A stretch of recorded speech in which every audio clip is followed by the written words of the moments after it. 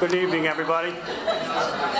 My name is Mike Mitchell. Before we continue, I want to read something that we received today, May 14th, 2015. Michael Mitchell, Chief Executive Officer, Crisis and Counseling Centers.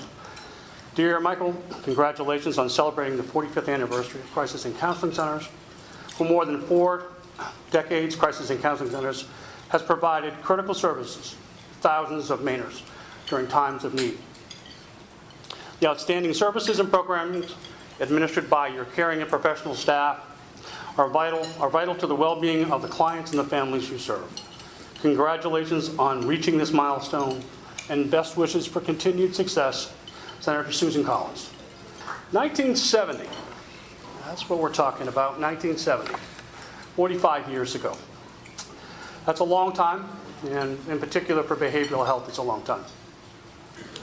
The film that you've just seen has meant to try to capture that legacy of where we have been, where we are now, and where we will go from here.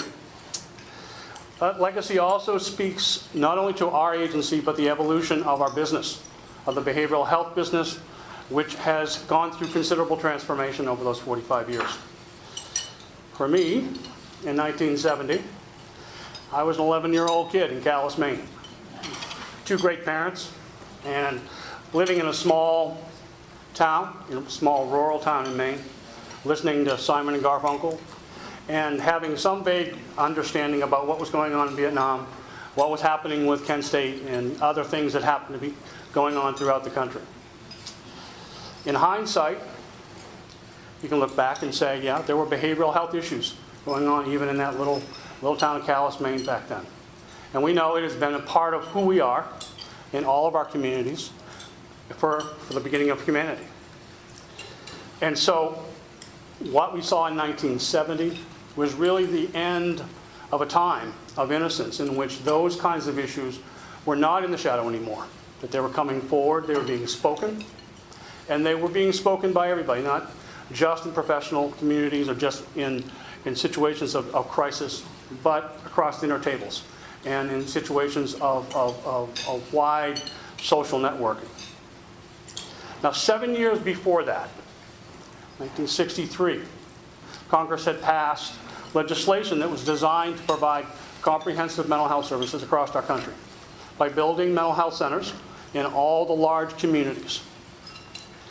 And agencies like Kennebec Behavioral Health, Tri-County Mental Health, are some of those agencies that continue that legacy going forward.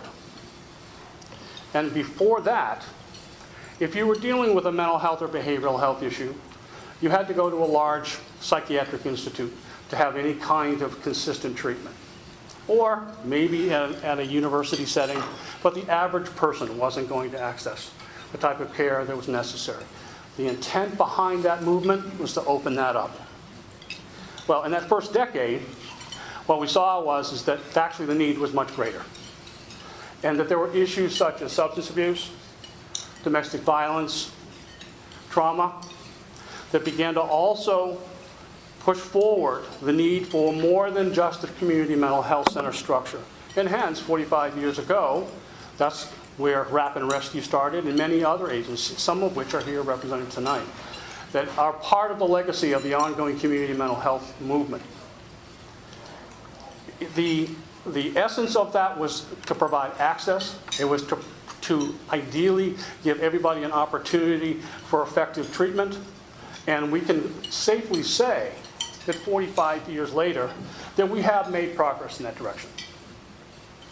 The vast, wide warehousing of people, men, women, and children with serious mental illness, yes, that has considerably changed.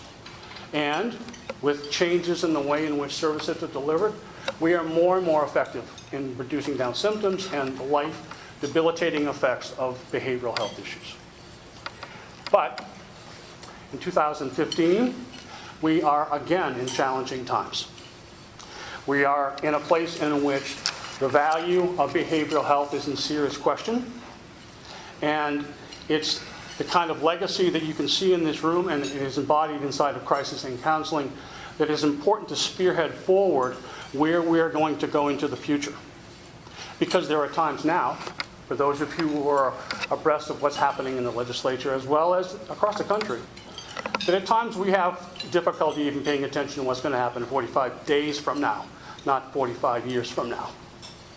And so we're hoping that with continued articulation of what the need is, that the state will continue to be a place that it is now, which is nationally recognized as a center for excellence, that we have many programs, of which my predecessor spearheaded when she was commissioner, to make sure that our state had quality mental health and substance abuse treatment services for people who needed it, when they needed it, and where they most easily could access it.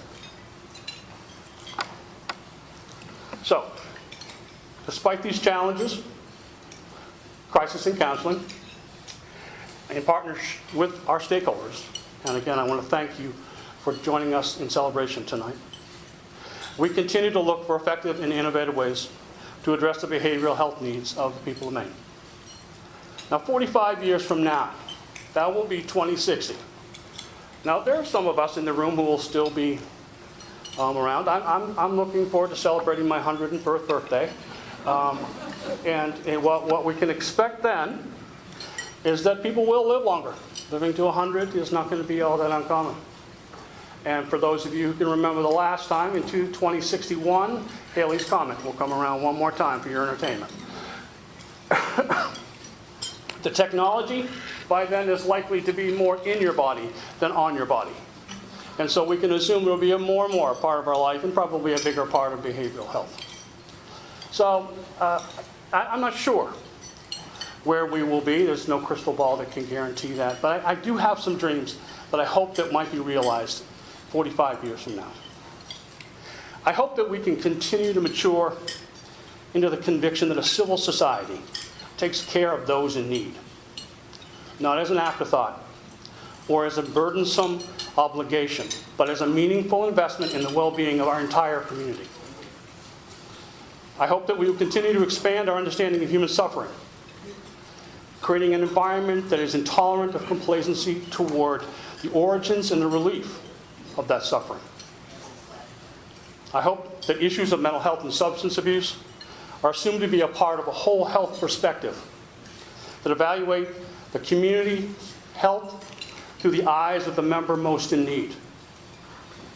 I hope that the stigma associated with behavioral health will long since have faded, replaced by a deeply held belief that we are all family in this struggle to find our way.